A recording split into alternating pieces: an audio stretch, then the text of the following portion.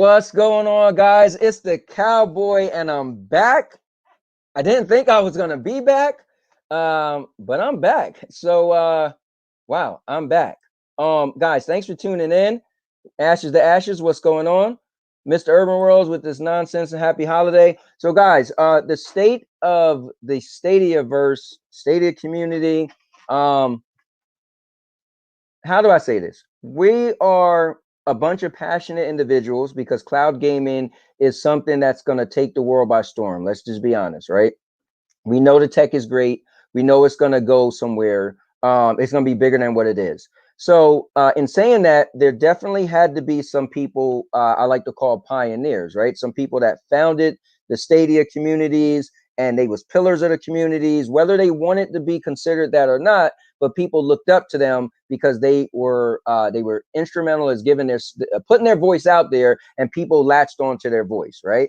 So in saying that, I think it's great when you get a chance to actually speak, right? You put something out there into the universe, and sometimes people could take things, misconstrue things, but I think there's always a room for conversation when someone decides that, hey, that's not what I said, and that's not what I meant. So therefore, I want to reiterate what I said. And so right now, I have the esteemed honor and privilege to have someone on here who I like to call a friend, who I like to say always had good content, and also somebody that I don't say I 100% agree with everything, right? Because I don't like to agree with everything. I like to have my own mind. But I appreciate Chase for coming to me and said, listen, man, I said some stuff. I put out my letter, and I like to talk about a lot of things. So, guys, here with me now, I'm going to bring on live, keeping it real with the Cowboy, is none other than Chase, the gaming advocate. What's going on, Anthony? What's going on, man? It's good to see you. Yes, sir.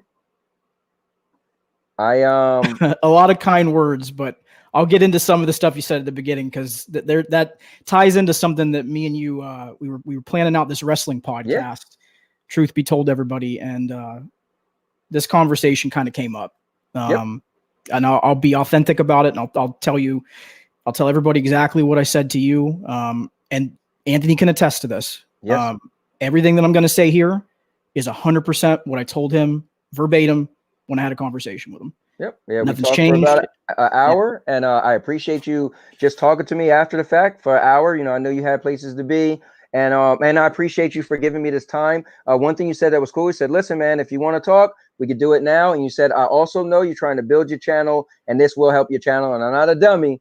I know people, they would love to hear what you have to say. So I'm gonna be clear. So obviously I'm like, listen, I will make the time. I got sitting right here. My birthday's tomorrow, by the way. And my wife bought me some Red Lobster. She went out and got it. Part of my birthday. I got the biscuits and all, but guess what?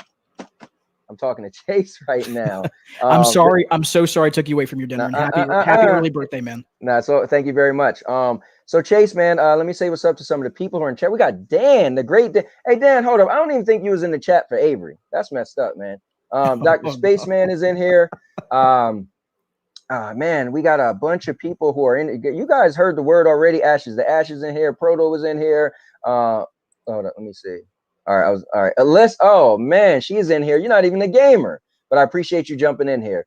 So let's take this back a little bit, Chase.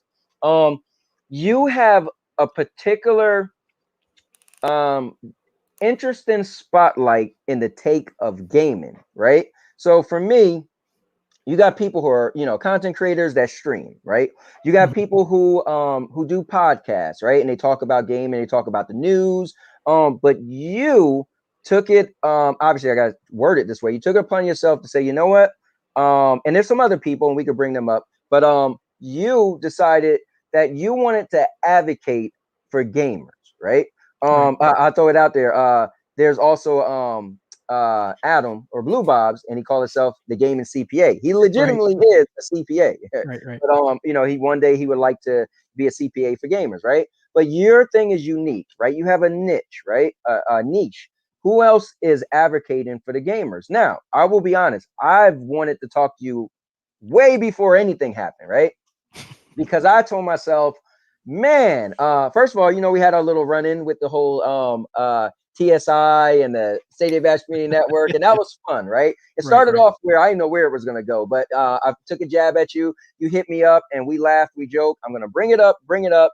You named my wife's stuffed animal Tundra, so I'm making the I made my wife's birthday video. I will be making that video next, but you named it. You named so that was special to me. So forever, my wife's teddy bear was named by you. But that was cool. We didn't get crazy. We hashed out whatever our little things was. Personally, you never knew this, but I'm saying it now. I always felt funny about the gaming advocacy, right? I had this weird thing like, who the hell told Chase I need him to tell me about my buying habits, right? So I always had this little thing like, one of these days I'm gonna talk to Chase. And but I feel like it's a cool thing you're doing. Because I typically buy about 5 games a year, probably tops, right? So I'm a destination shopper. I don't buy, but so you never catch me like, oh, I wonder do I need this or not? I'm like, either I played a demo or I looked it up, I watched a review. I have certain specific type of gaming habits. So for me, I'm a destination shopper. But there are people who kind of need a little bit of help or would like, you're like a walking talking review kind of sort of, right? Would you kind of say that's kind of right? If you're advocating for something, that's kind of what you do. So can you just explain for some of the people who don't know you, let's just kind of get into your background. When people say, what does gaming advocate mean? Can we just jump in that real quick before we dive kind of deep? Well, you took it back, so I'll take it even further back, and Okay, I'll tell you cool. why I did what I did. And this is something I told you the other day. We were having a conversation, but when I was younger, and I don't have the exact age, so Okay. you might have heard me say it on stream where I've said I think it was 21, 22, maybe 18. Walked into a Best Buy, bought a PC. This was back mid 2000s, and the person behind the counter at the Best Buy had ulterior motives. They were forcing their purchasing preference, something that they liked, but not something necessarily that was beneficial to me as the consumer. And when I got home, I opened up the box, put it all together. And, the first thing you always do is you go and look and you see it. I think everybody kind of does this as a human habit. We go and we go, okay, who else has this? And what are the, what do they do with it? And I start seeing terrible reviews about this thing. Like literally, like every single YouTube video that existed was just basically saying, do not buy this PC. And I'm sitting there going, you got to be kidding me. I just dropped $800, $1,000 almost on this PC. And now I'm stuck. So, and this was at a time where Best Buy, they kind of have different policies now, but they used to be real stringent about once you open the box, you're in trouble. Like you better have you better have the receipt. You better have certain things in place. There better not be any damage. Like there was like a checklist of what allowed you to bring that item back. Right. So from that point forward, I always said to myself, look, and this is to your question, because you brought this up about people sometimes might look at this and go, I don't need help. Right. And that's completely understandable. That's not what the content's designed to do. It's not to say you're helpless. You can't think for yourself. It's a space to have conversations and allow the consumer, the person that's watching the content, say, this matters to me, this topic that he's talking about. So because it matters, what are my options? What can I do about this? Okay. And not everyone knows what are again, some folks that are new into purchasing things, you've got a whole brand new demographic coming up that's going to be making purchasing decisions here in the next couple of years, that they've not had that type of interaction with going out to a Best Buy or what used to be Sears before they went out of business, or Kmart, from back in the day before Sears bought them out. They don't have that type of experience. So having a place where, hey, I'm just curious, what's the best way to go about this? And you can talk about it from that place. You can say, look, the appropriate ways are to be respectful, use feedback forms, use forums, use social media in respectful ways. Don't be DMing individual people from the companies, or in the case of any gaming company, the community managers, they're not the ones that make those decisions. So leave them be. There's ways to go about this. And it's about giving the audience and the person that, again, is investing their time and money into a product, a space to be able to say, you know what, there was this issue that just happened. And I'll give you both sides of it. There's this issue that just happened with this product. And now I'm concerned. I'm legit, and I want to talk about this. Like, I'm concerned. There's really not spaces to have that type of conversation. from a consumer standpoint. Correct. You have Reddit, you have again the common forums that you go to where it's basically the self-help stuff, and there really isn't. Let's be honest, there's not the type of help or engaging conversation that you'd like to have where maybe it can happen in more of a live type of environment. Then you also have the other side of the coin, which is the positive talk about a product. And that should also equally be talked about, because there are things that are positive about every product and service. There is no perfect product that exists out on the planet. It doesn't exist. Correct. There are pros and there are cons. So it all comes down to each person's going to have a different use case, Anthony. Each person's going to have a different purchasing decision that they have. And those should be honored, whether you like, and I know we're going to get into the gaming, but I'm trying to use products as kind of a base level. But whether you like one product, or you say, I like the one product, but the next three along with it, whatever your decision is of how you want to go and purchase something, that decision should be honored. We shouldn't be telling people you're wrong for doing that. And and I know you've watched some of my content, but I try my hardest. It's hard. The human condition forces us sometimes to have implicit bias, and you have to check it at the door. It's not easy, but you have to try to do a good job of saying, look, person that's in the chat, you only like the one product, completely understandable. That's fine. And you should have a space to be able to have discourse. That's another term that's turned into a negative term over the years, that discourse can't be healthy. It can be. You can learn something from somebody else that doesn't share the same view as you on something. I know they're probably not happy with me, your dog. Yeah, let me let my dog out. She barks at you. See, I told you about my dog. Hold on. I just let her out so she can go attack people. Sorry about that. No, you're good. You're good. You're good. So, but what I was getting at is that man, I lost my train of thought now. I was on the point of the purchasing decision. It should be honored. That's it. You can learn from each other. So you can learn from somebody else that doesn't have the same viewpoint, and you might become more informed about something. You might go, you know what? I never thought about it from that angle or that lens.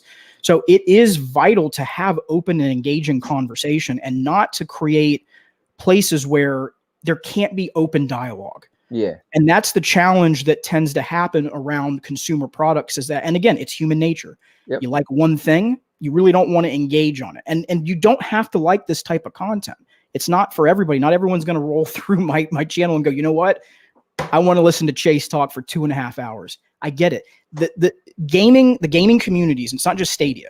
They're like cable packages. Oh. There is so many great content out. There's so much great content out there. Your point about streamers, right?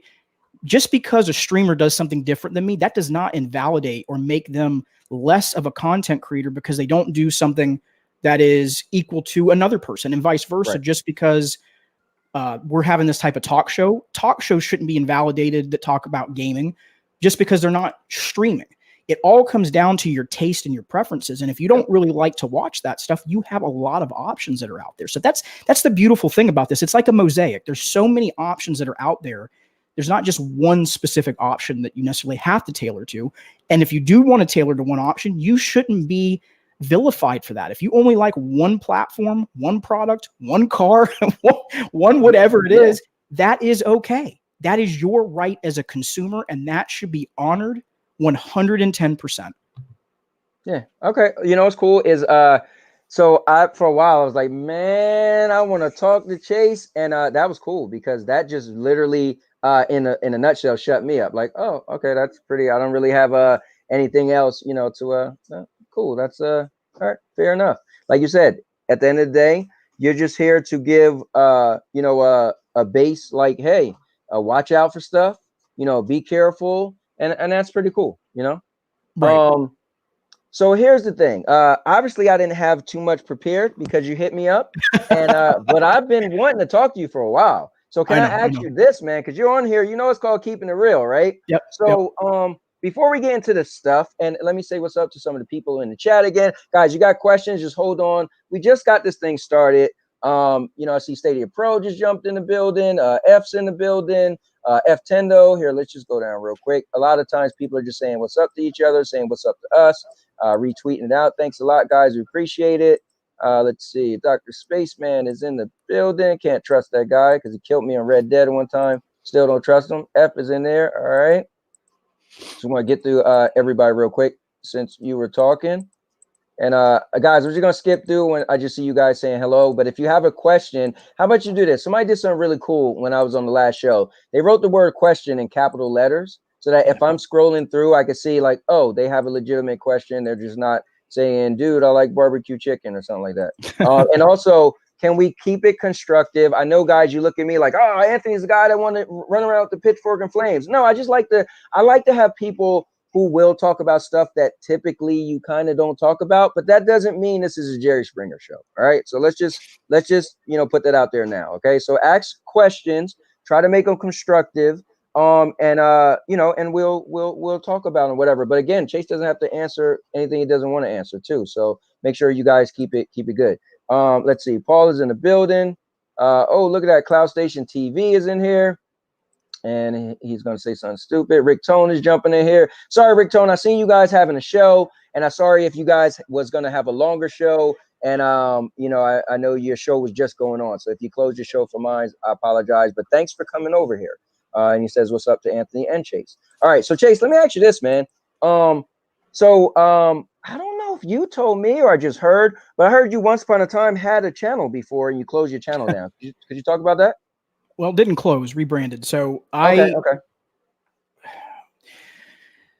I originally started in September of 2019. Okay. So this was at the time where Google had done the GDC event in March of 2019. Mm-hmm. They did their July Connect. We're basically talking about how the service was going to roll out, talking about the Founders Edition, all of that. And at the time, there was a lot of misinformation that was out there. And again, I try to talk about things from experience because I've kind of done a little bit of everything. I've done some marketing over the years, also done based off of some of the job experience, some networking. So again, not anything at a high level where I'm an expert, but enough to understand the networking side of things.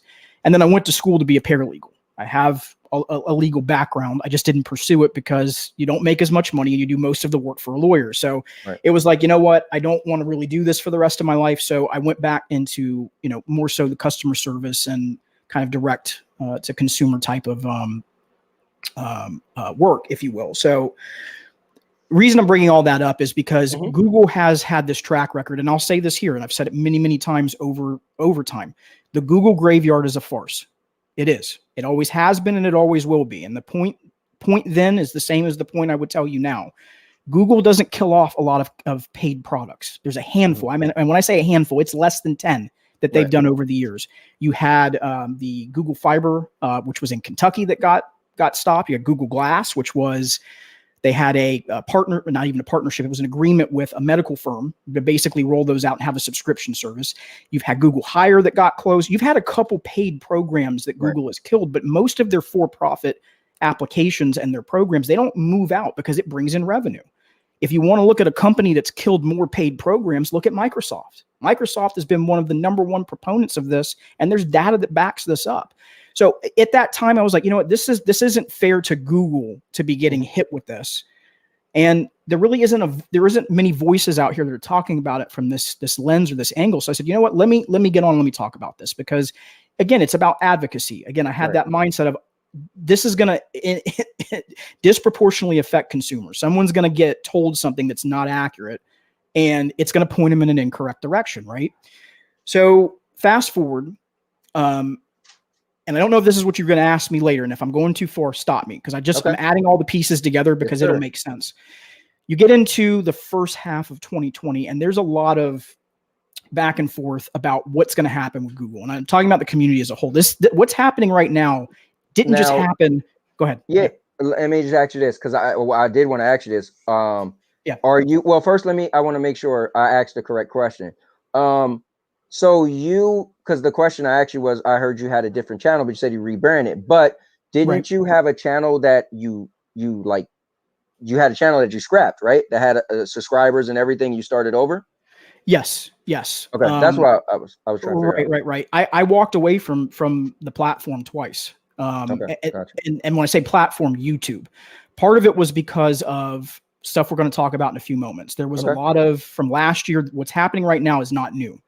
The back and forth stuff that you're seeing, and I'll define it very specifically of what I'm saying and what I put out in my letter, because that's the part that I think is important, that needs to be cleared up here. It needs to be very, very clear that it's my words, that it's me speaking, and not other people putting narratives to my statements. And I don't like that. I've never done that. I don't like doing that to people. I just speak openly and generally. You were asking me the other night, you're like, did you ever say something where it was, inherently at me? And I said, well, yes, but it wasn't just something you said. It was a collection of people that said something. And I don't like targeting people. I don't like putting people on blast. And the reason is because people get attacked. People get sent DMs. And we've seen this happen on both sides. This isn't a one-side issue, by the way. For those that are in the chat, they're going to think I'm going to go towards the pathway of saying only the people that are positive on Stadia are attacking people. That's not true.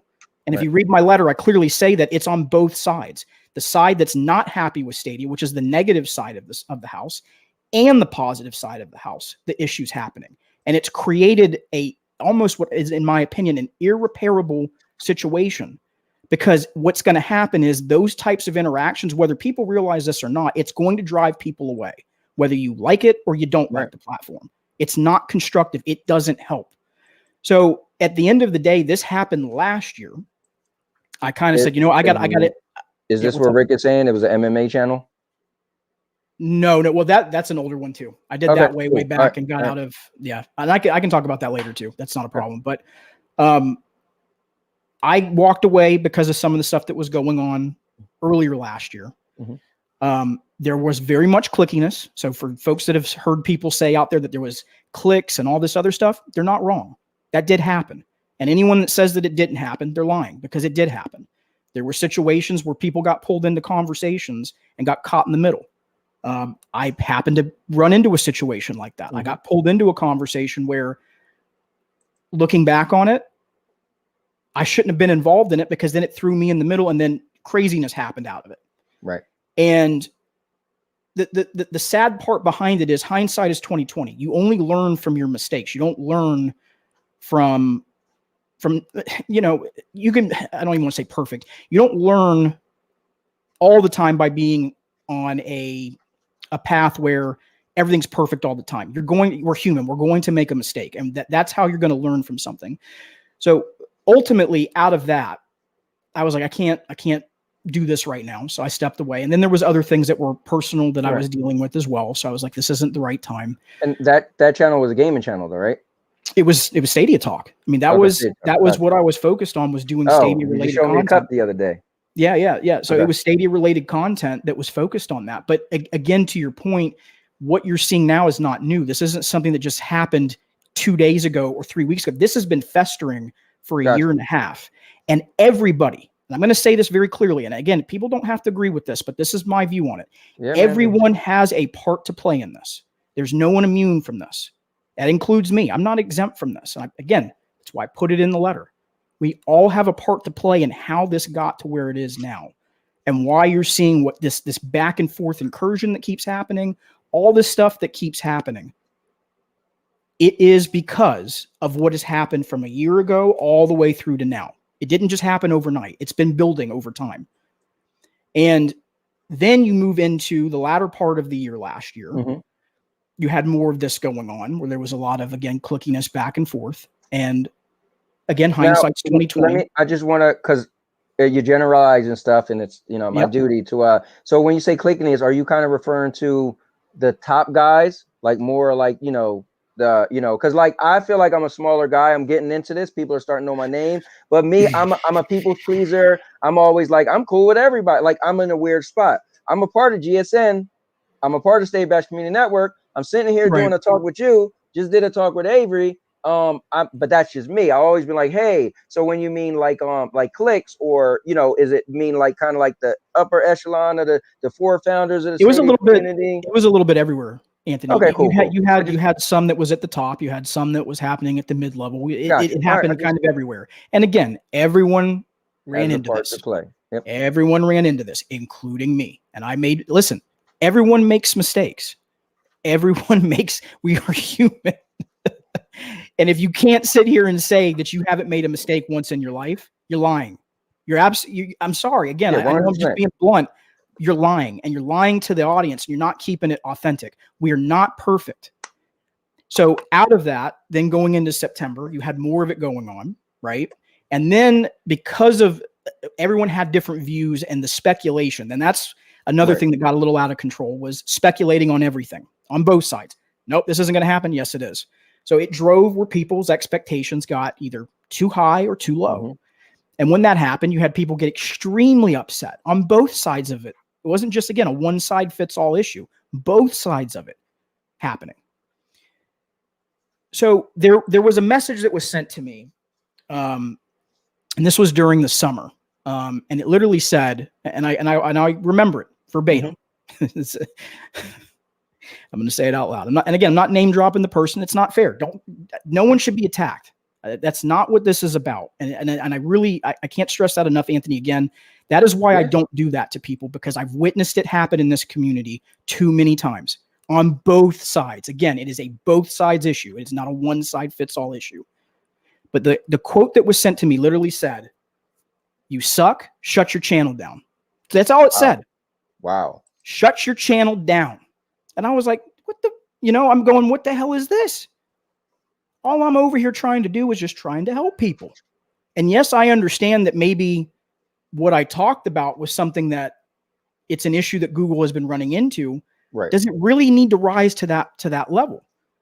So there came a point where I was like, man, I don't know that I can keep doing this from not only a personal standpoint or a personal level, but from an ethical standpoint and an integrity standpoint. And anyone that knows me, and the guys that are on the Cloud Gaming Unfiltered podcast will tell you this, that is the two biggest things for me. And once that is broken with anybody, I don't care who it is. Right. I don't care who it is. They're done. They're done. I don't tolerate it, man. I don't tolerate it because it's not, I can't operate in that. I was raised in the mindset of your word, or not your word. Sorry, I was about to say your word is your bond. Your name is your currency. Right. It's the one thing you have in life that once it's gone, it's gone. You can't, and I'm going to tear up because it's something my dad says, but you don't get it back. You don't get it back. It's not easy to get back. It's not. So, and I know I'm rambling, but then you go through September and then you get up to the point where I got another message and somebody said to me, I don't know that I can watch your content without feeling like you've got bias behind it. Oh, and that was because Stadia Talk was on it, but I was also trying to advocate for people. And I finally came to a mindset and said, you know what? They're not wrong. They're not wrong in saying that. Because if I'm going to talk about everything, which I was trying to talk about kind of everything that was going on with the cloud platforms. How can I do that when I have one name attached to it and ask people to come over and say, you know what? He doesn't have implicit bias behind it. He doesn't have implicit bias behind it. So I made the change in December. I went up the other day, I deleted all my Stadia content out only because, again, I'm trying to refocus and make sure that when someone comes over to the channel, I'm not giving the wrong impression. That's the intent behind it. Right. I rebranded in December. On January 1st, the Gaming Advocate started. This was before SG&E even happened. Yeah. And I know that's been a talking point. I know you brought that up a couple times with your guests. But, I felt that I had reached a place where, what was I doing? I was doing what I wanted to do since that moment in Best Buy, that I wanted to help people. And again, not help people because they're helpless. Help people from a labor of love and to give back.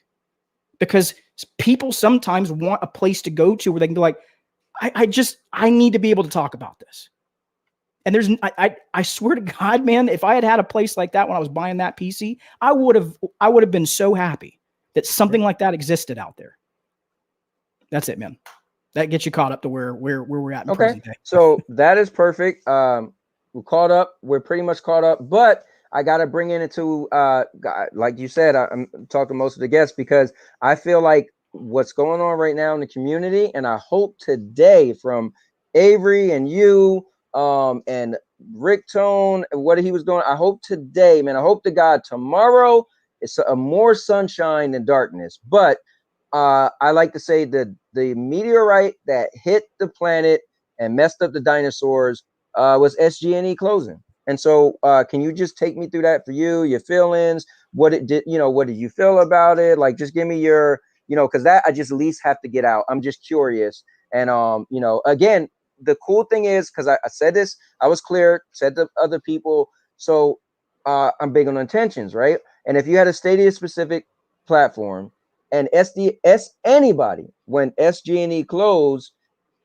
post you change, people, it is what it is. People are going to look and be like, they're passionate. Oh, so you don't have faith in my thing and blah, blah, blah. Again, you're exempt from that because you did it prior to that. But take me to it, this, the closing. What did you feel about it? And guys, in the chat, just let you know, I'm just going to be pulling people's stuff up on the screen. I appreciate it, State of Revolution. Guys, if you want to like, I appreciate it. I usually just do these things. I don't ask people to like, subscribe. But if you want to like, subscribe, cool. But this is more about the content going on. Hit the like button down there. Anthony deserves more views. He deserves more subs. He does amazing content. There you go. Appreciate it. I said it. I did it. I appreciate it. And I'm just going to be scrolling through. Again, if you got a question, this is really cool. Write the words question, all capitals, and then as I'm just popping up, we'll know that you got a question. But go ahead. So SG&E, what was that like for you, man, as a fan of the platform? Well, again, remember, I don't talk about stuff on my channel from my use case. I never have. Correct. I keep it separate. I don't talk because I have a Series S. If I wanted to talk about stuff that I like, I'd talk about my Xbox, but I don't. Oh, that's fine. Okay. But I looked at it from a balanced approach. And I have a friend, I told you this when we were talking the other night, that's been in the marketing industry for 20 years. And he read the release from Google. And he said, "Who the hell wrote this?" And there's no punchline to that. That's legitimately what he said. Who wrote this? He said, because this is number one, if this was meant for consumers, this is not a consumer focused marketing statement. And when I read it, that's how I read it from the experience that I had. But I was like, let me talk to somebody that's still in the industry right now, because things have changed, things have enhanced, things have developed over time.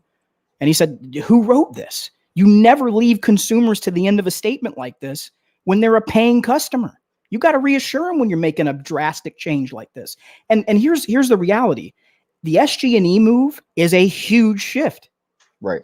Now, does that mean that Stadia is dead? No, there's nothing out there that proves that right now in that vein. Does that prove out that Stadia is going to live past 2021? And when I say that, please don't take that out of context. I'm saying that to everybody. Please don't take that out of context. What I'm getting at is the games that you're seeing this year would have been contracted in May, June, July of last year. These are all things that were going to play out, whether SG&E happened or it didn't happen. So that you've got nothing right now that tells you what's going to happen beyond this year. So from my angle of it, and because I'm trying to talk to an audience of, again, you've got consumers that are here watching, asking what's your opinion on it. It's very much a neutral opinion. There's nothing out there that tells us one thing, and there's nothing out there that tells us the other. What will tell us that? GDC this year. Do they tell us about their development tools? Do they give us a roadmap later this year? And here's the other big one, and I was looking out for it. WWE 2K22. Does that get announced? Because if it does, there you go. Once games start getting announced for 2022, then you have something to go off of. You can say, okay, yep, we can see it's persisting beyond this year, and that shift might have just been a shift in their business approach, and that's fine. The bottom line is that consumers have a right to know and not go down the pathway of boom or boom, right? And going to an extreme in either one of the angles, because right now you don't have anything that tells you that's clear. And they deserve to know, to be able to make the best informed purchasing decision that they can make. That doesn't mean that Stadia is bad. It doesn't mean that someone, if they are in the position of right now, they don't have a console, they don't have a PC, the only way they could game is with Stadia based off of the cost, the ease of use, the low barrier to entry, the convenience, all the things that we love about the platform. Right. And what I love about it's what I fell in love with it over. And I still love about the platform. I still play it today. I played it for a year and a half. But consumers have a right to know. And that's what my role is. That's what I view that role. Now, again, you don't have to agree with that from your opinion. You may not like that type of content, but that's the type of content that I want to do. That's my love and my passion, is to give back to people. It's not, I know some people have a hard time understanding that. I really do. And I get it, but that's what I like to do. That's what I've always wanted to do. It's to help people. And you know what it is too, Chase? And I want to say thank you to Rick Tone. He gave a super chat, super sticker. Thank you very much. There are people who man, I swear, man. First of all, there's people who want the world to burn, right? And there's people who just dislike things, right? So there's people who buy every game that come out for Stadia, and there's people like me who don't buy that many games that come out for Stadia. So but that's just is what it is. So somebody inboxing you saying something crazy, oh well, to them, man. Because if you feel like you got you listen, there's more pros than cons. Then you're doing what you got to do. There's a term people used to say: if you don't have any haters, you ain't doing something right. So it is what it is. But I get it that you you have your own principles, right? That you founded on and that you've been brought up with. And so when you get certain nonsense, for you, you're like, listen, that's not me. That's not my thing. Well, and not to cut you off, Andy, but that goes to the heart of that letter that I put out. And again, I think I really want to be clear about something. I think this is the moment. This is a perfect segue for me to say this. Yep. When I said toxic, and a lot of people said you're labeling the entire community. I didn't say the entire community was toxic overall. What I said is that there was toxic behavior going on. Right. And there's defined toxicity that I'm talking about. And it's on both sides. It's not on just people that are happy about the platform. It's also on the side of people that are being negative about it. It's a both sides issue. It's happening on both sides. Is the console war crap? Somebody will put out something out on Twitter, and I literally saw this. This is I told you about this. This is what happened on the Wednesday, where I finally said, you know what? I'm done. I'm out. I can't do this anymore. I can't be associated with this type of behavior. And that's me. You don't have, again, audience, you don't have to agree with that, but that's me. That's my principles. I cannot be associated with this type of behavior. So let's just do it then. So back me up a little bit, and then we're just gonna get into, because you're pretty much jumping into it, but I want to romance a little bit. I want to get to it. Then you tell me to stop. Yeah, because you're like, on Wednesday, we're like, whoa, you about to tell the end of the movie, Chase. Hold on. I want to say thanks, Project Storm, for the $10. I appreciate it, man. I'm just I'm blessed, whatever you want to call it, that good people don't mind talking to me. A couple months ago, not many people knew me. They just thought, oh, he was the funny guy and he screamed, I'm a cowboy. But I like to articulate myself. I've been doing a lot of stuff for a long time, so it's cool that I can show a different side of me, and I enjoy talking to people, and I appreciate Chase hitting me up. He didn't have to do this at all, and he could have said, he could just put a post out. He could have went to anybody, but he came to me and said, hey, dude, if you're up for it, I want to talk about it. So I appreciate it. But help us all understand you leading up to what made you write the letter, and then we'll get into the letter itself if you want to dissect it. Yeah, absolutely. So what has happened over the previous year and a half? And again, it's built. It's not been like it just happened all in one day. It happened over time. It's literally happened month after month after month. And I gave you an analogy. It's like a turnstile. Mm-hmm. There's an issue, there's the argument, there's acceptance, and then it happens again. It's literally, it's a cycle. It happens every day. It's repetitive. On Twitter, both sides, seeing attacks about Stadia's dead.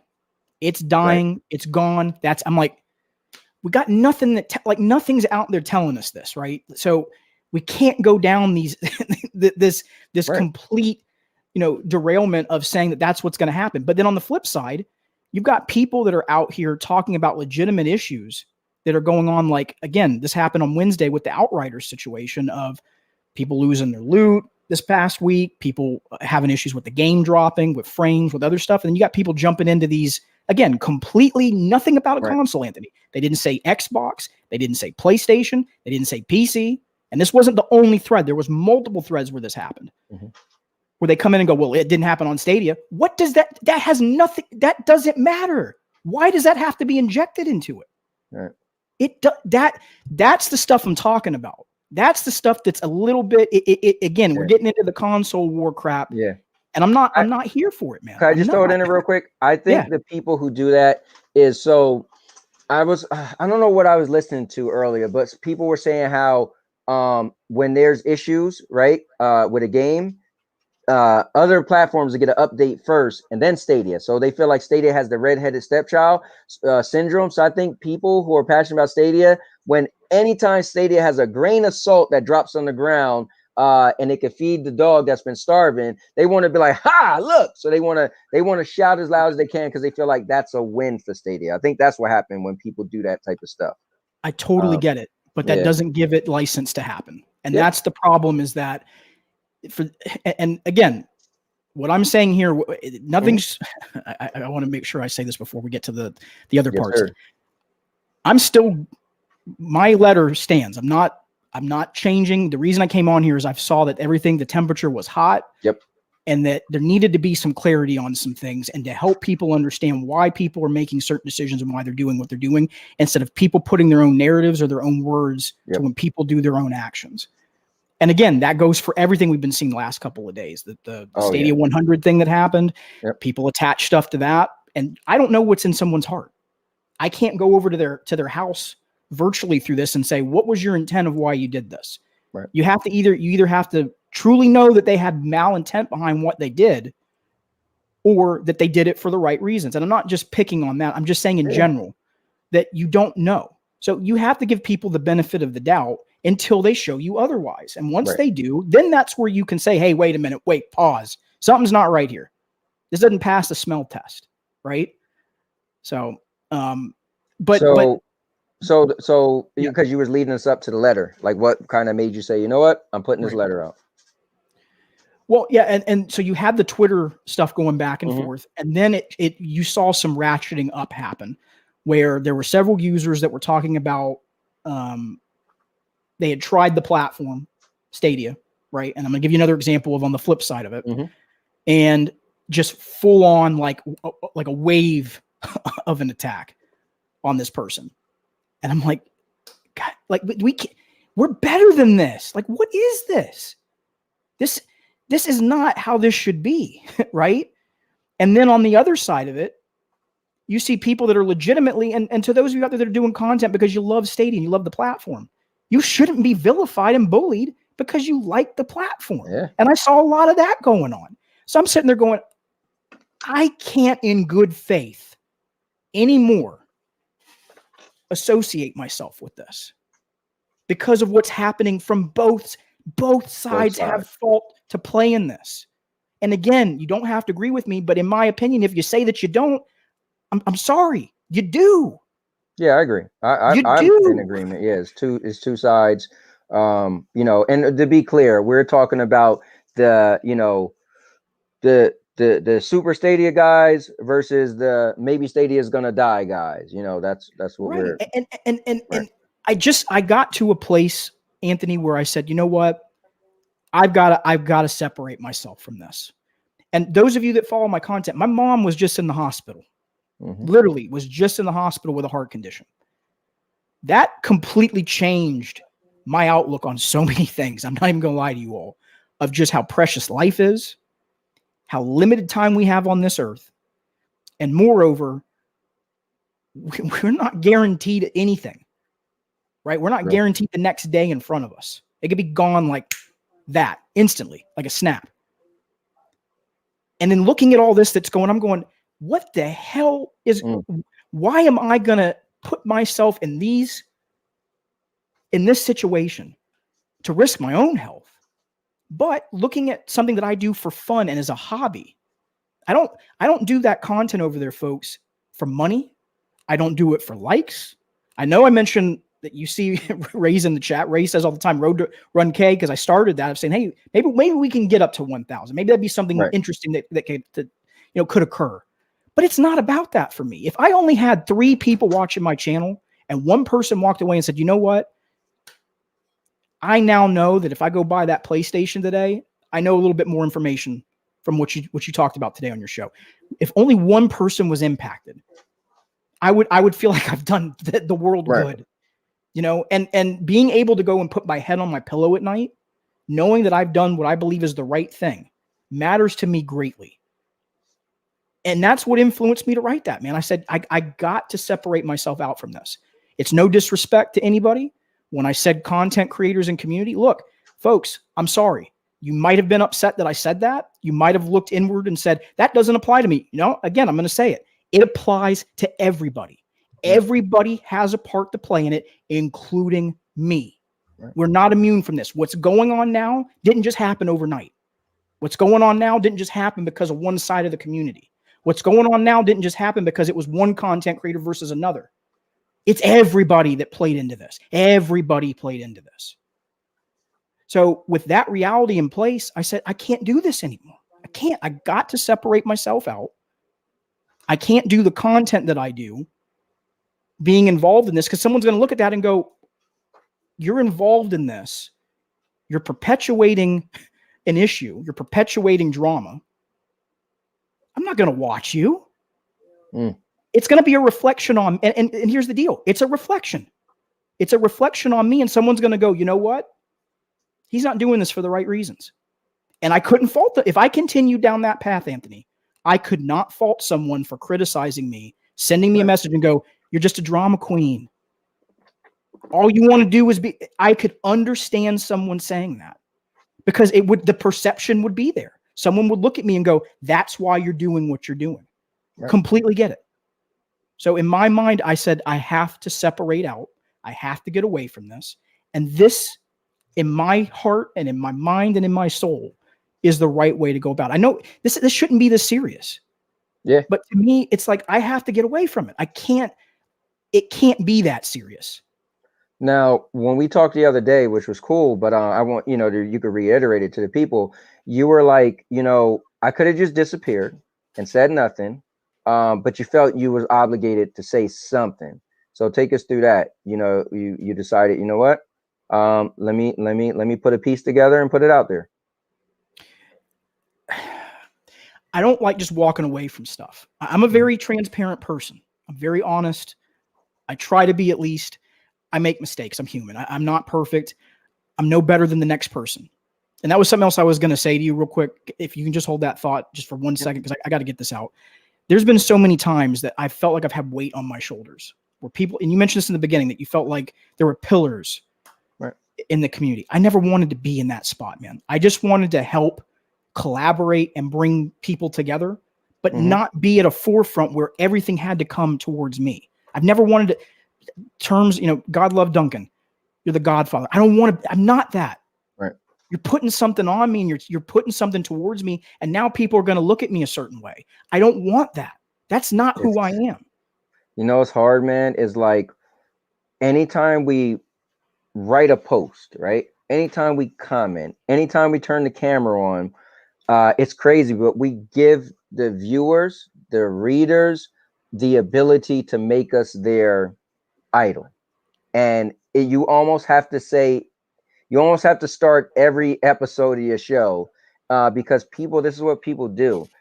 People love to be fans, right? Which is crazy, but people love to be fans. People love to say, that's my guy, that's my team, that's my favorite, whatever.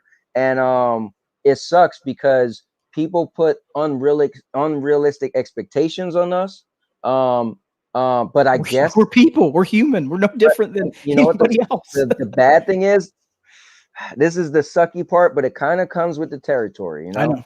And that's the bad thing, because a lot of people are doing this to be viewed, right? They want to be they want to have fans, right? They want to say, oh yeah, they're talking about me, I'm their guy. But there's people like you that just say, listen, I just want to be me.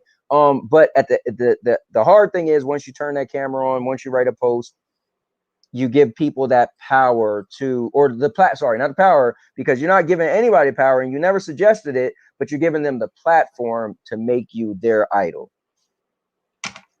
But anyways, so you decided, you know what? I'm stepping away, but I'm at least gonna let everybody know. So take us to that, when you just decided, you know what? Like, what made you say, you even wanted to write it, and versus, again, all right, we get that you didn't want to just disappear because it's not you, but take us to, like, you know what? Because it was well, you put a bunch of different things in it. You layered it out so you can have, like, your exit plan, like, hey, listen, this is it, and I'm gone. Now, I'm going to get into what I want to commend you for next. But could you just take us through that a little bit? Just the letter itself, when you decided, you know what, I'm gonna put this together. If that's all right. Yeah, I mean, it's what I told you a moment ago. It was the Twitter interactions. It was some of the things that I had seen transpire at a community level, but also again at a content creator level. And there came a point where I just said, this is enough. It's not worth this. This is not worth. It's not worth this. Like, it's not that serious. Right. And again, back to the part of the content part of it, I don't want my name to be associated with what that is that's happening over there. Gotcha. I can't do it. I mean, that just goes against me as a person. And that is me. Someone else might say, hey, I can handle that. Or, hey, you should toughen up. You should be able to come in and be look, there's people that may be willing to go in and say, I'm going to be that difference. And you know what? That's great. And applause. And I can't say enough to those individuals. Bravo. That's encouraging. That's not bad. But for me, that part of this that's going on is not something that I see going away anytime soon. And it's only gotten worse. Well, yeah, I will say, you put the letter out there, and man, it went to another level after the letter, which I covered with Avery, obviously. But the Stadia 100 is meant for good, and it's meant for a bunch of things. But that was kind of crazy. So, did you want to at least? I mean, you've been watching. Do you want to mention what was your thoughts on when you seen that come out? Do you feel like that was a response to you exiting, or I don't know what the intent is. I got to be honest. And, you can only go off of what let me back up. I got to be completely honest about something. Yes, once I got to Wednesday and I put that out, I've basically tuned out everything for the most part. There's been a couple things that I've been aware of, and that's just because there's the consumer waypoint part that I and this is no reflection on those guys, but we do curated content with that. So, I knew that, Rick Tome was doing some conversations here over the past couple of days. So I knew some of that was going on, but as far as the substance of the conversation or what's been going on, I've removed myself from it. I literally woke up on Saturday when I went live and looked at my phone and had like 30 notifications. And I said, you heard me say this. I won't say the exact expletive that I said to you, but I said, hell no, I ain't even looking at this. And I turned my phone over. I'm not dealing with this. It's too much. Yeah. So I checked. You'll notice I don't have anything saying anything about this because number one, I didn't even know what that was. Right. Number two, didn't want to know what it was because I was like, I'm out. I'm done. Right. I don't want to even be involved in any of this stuff anymore. And to be specific, this is one thing I think is cool. Obviously you don't even have to really touch on it, but it's evidently clear. You put the letter together, and then, dude, you're still making content. I think a lot of people thought your show was going to be gone or whatever. You just said, listen, and you stop me if I'm incorrect, that as far as the community that you wanted to exit from was just the nonsense and going back and forth with people and just being a part of what's going on in Twitter and all these stuff. But your content was still going. You still got plans. And I was like, oh, wow, he still did his show. You never once gave it oxygen either. You just kept as if nothing happened. I was like, well, first of all, I was like, okay, I'm not gonna lie. I felt it was clever. I was like, I wonder what's his plan to put out this piece, right?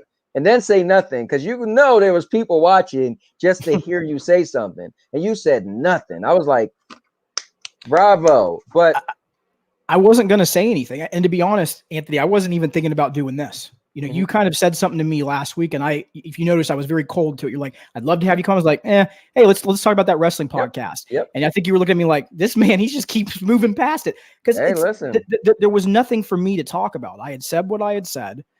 What was done was done. The decision was made, and I was moving on. The only reason I felt tonight that I needed to say something is, again, there's times you have to be bigger than yourself. And there's times that you have to put others' best interests ahead of your uncomfortability. Because this I was completely anxious reaching out to you. Like when I decided I'm going to do this, I was like, I don't want to do this. I literally said, I don't want to do this.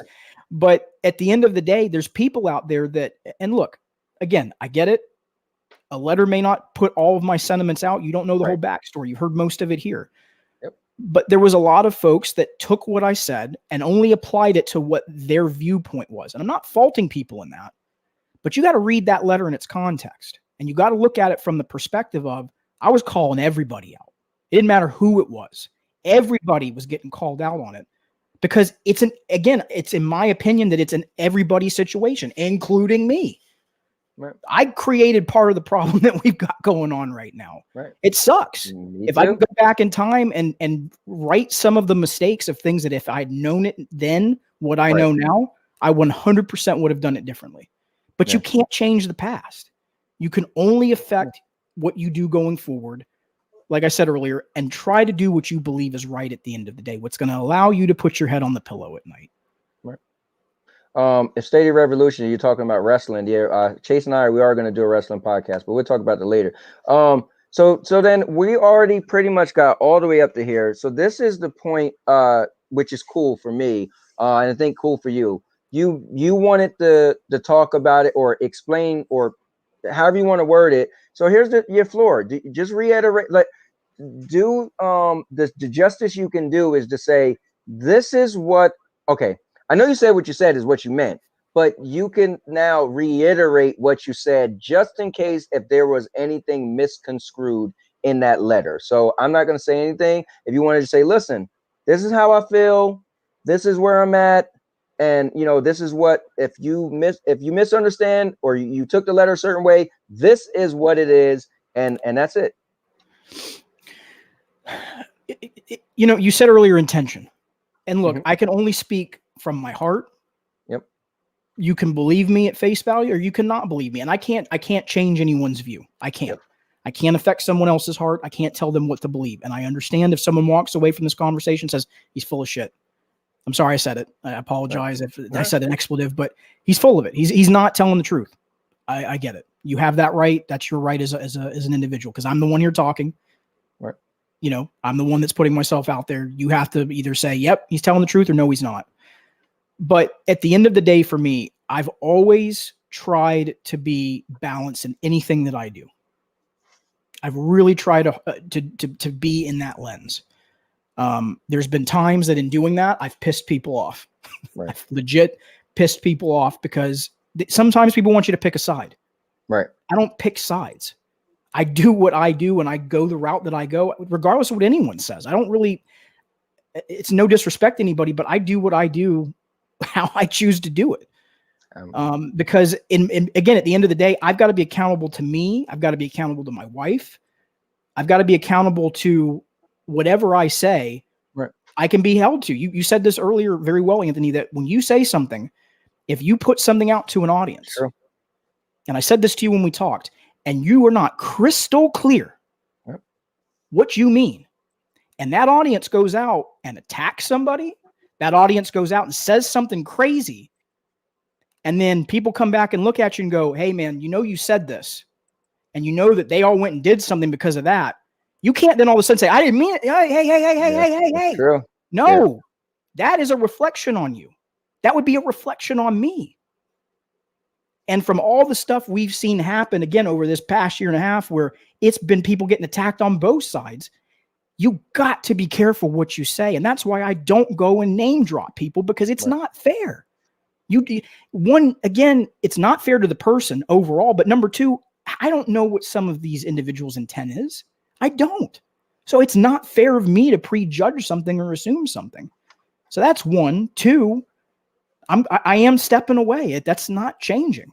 Right. It's done. I'm sorry. I know that's going to hurt some people, but this has to happen. And I hope go ahead. No, I was going to just for all transparency. And when you say stepping away, you mean from what? It's from Stadia and from the community. It's not from the platform. Let me be clear. Right. But that's right. Because some people are going to be like, well, from what? So I just, my job is just to make sure, we put pins and needles and stuff and make sure we, You need to be on 60 Minutes, man, because you're doing the good interview. And I mean that with all due respect towards you, because you do an amazing job. But it's from the community, and in my opinion, it has to be. And I know it's going to be sad and it's going to hurt some people, but the current state that things are at, I can't be associated with. There are a lot of good people. There's a lot of people that love the platform and are doing content because they love it. And that doesn't diminish them. I put at the end of the letter, and I don't have it in front of me, but I literally said at the end, this doesn't diminish the friendships that have been forged, the connections that have been built, and the amazing viewers and listeners.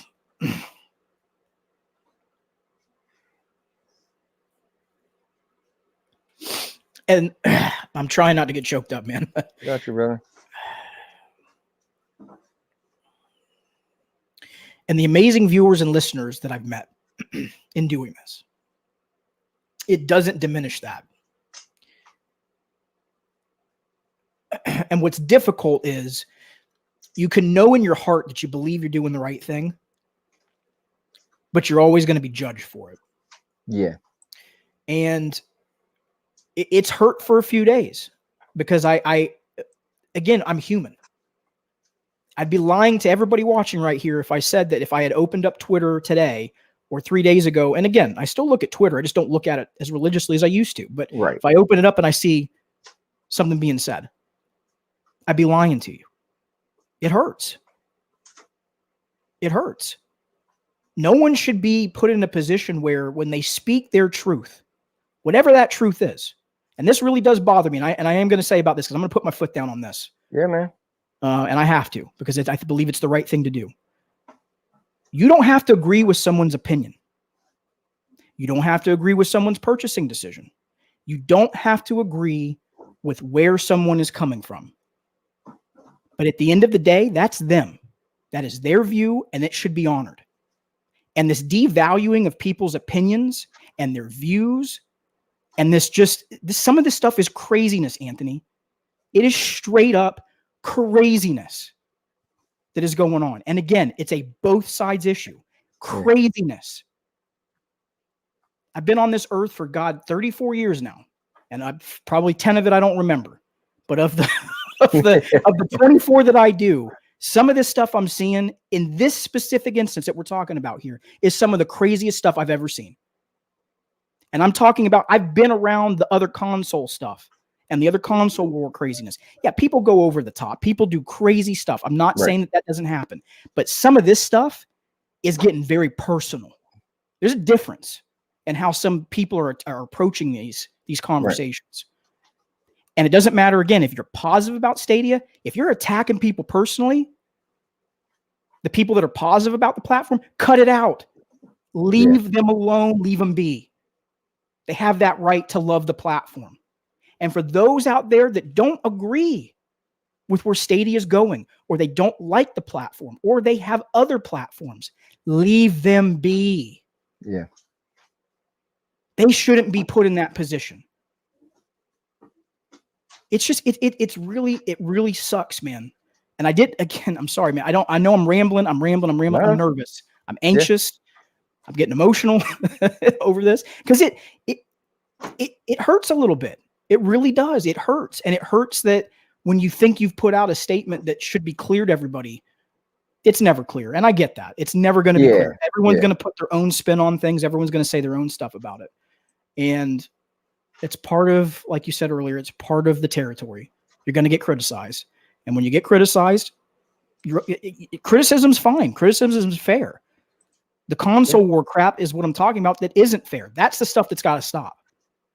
That's the stuff that's got to stop. That stuff's got to, if this community, I'm speaking to you all that are here, the audience, if you want this community to live, you can't allow that to creep into the community. Because if you do, once that door is open, once that makes its way in, it's never going to be the same.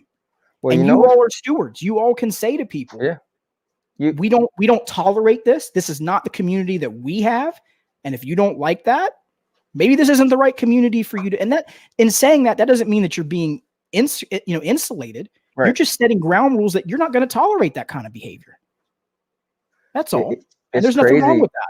You know, it's crazy because I was thinking like, man, I've been a PlayStation guy for so long. I was an Xbox guy, this and that. But those are two consoles going against each other. We're almost worse. We got a civil war going on. We got people, everybody's playing Stadia and not liking people who's playing Stadia. I'm like, wait, we all got a common ground. Well, we all got.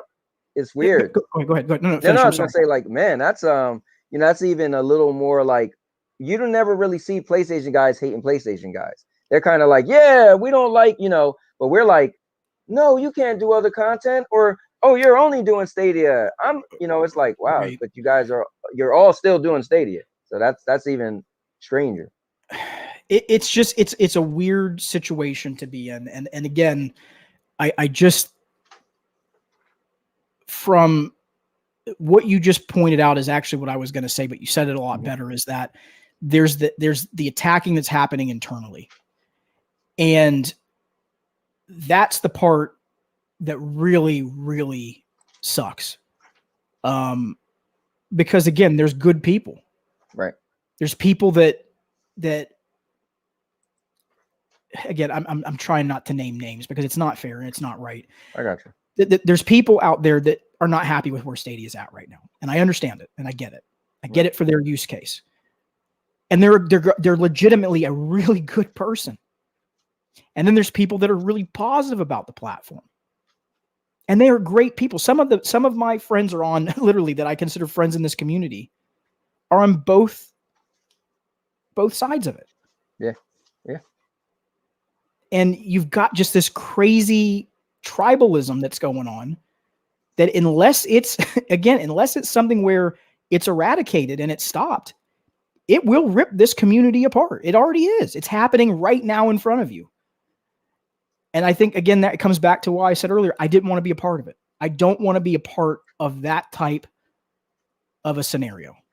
It sucks because I love a lot of people in this community, and I'm probably have hurt a lot of people by me putting that letter out. I'm sure of it. I'm sure there's people that went, I'm done with me. And look, if they are, I get it. I understand. But at the end of the day, I've got to do what's right for me, and I've got to do what's right for my situation. And I've tried to lay it out. What I meant by my situation is from an ethics and integrity standpoint, from a health standpoint, and from being able to put my head on the pillow at night, knowing that I thought I did the right thing. And last, it's not the most important thing, but the content element of it, I can't have anybody look at me and go, you're doing all this over there. I'm not going to watch your content. They're going to turn me off. They're going to go, no. We're done. Let me ask you this. Do you think, maybe some time, how like, you're dating a girl, you break up, you can't stand her. And then you're like, you know what? I haven't talked to her in a while. I think, maybe we should work things out. You think down the road, you may feel like, things may change a little bit. Well, let me say this. Okay. I used to say never, but I never say never, because you can't, again, you're lying. Right. That's just how I am. I'm not going to sit there and say that right now. I'm done. Like I can't continue to do this. And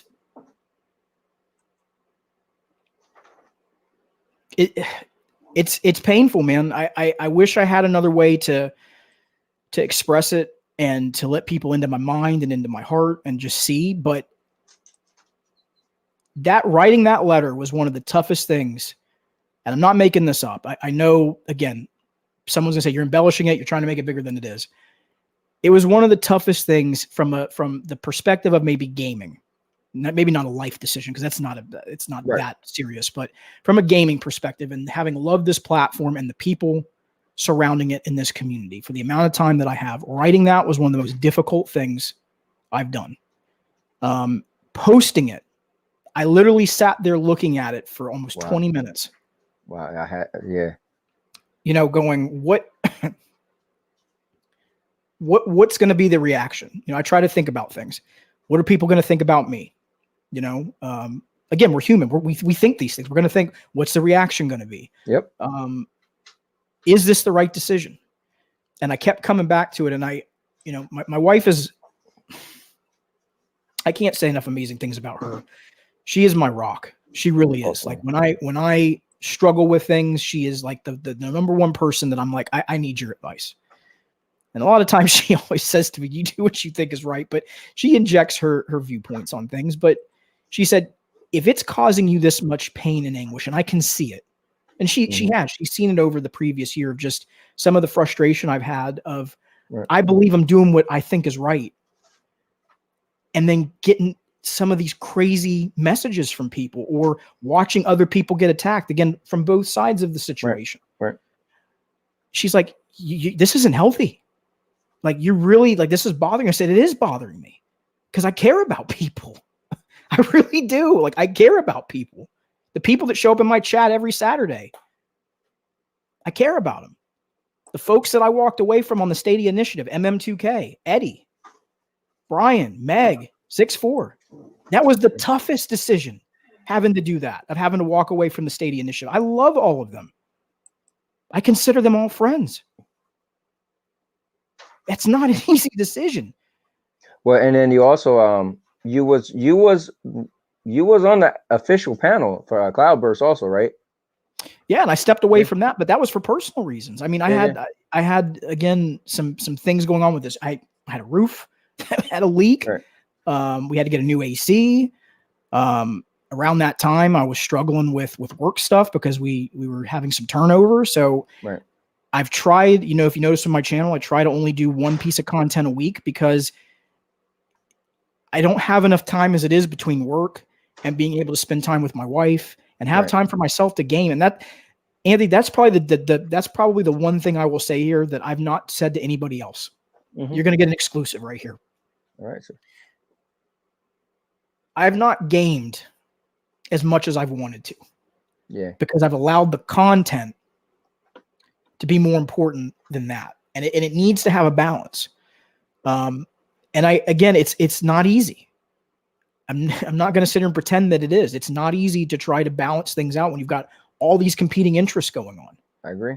I agree with you, brother. My wife, she often says, you was just playing a game. I said, listen, streaming games and playing games is different. You're doing it for our audience. Half the time you read in the comments. It's not just you playing a game just to play a game. Yeah, so I understand when you're doing content, and you got your family, and you got the house life, and you got work stuff. Yeah, it is hard to juggle. Well, and I'm not like special in this.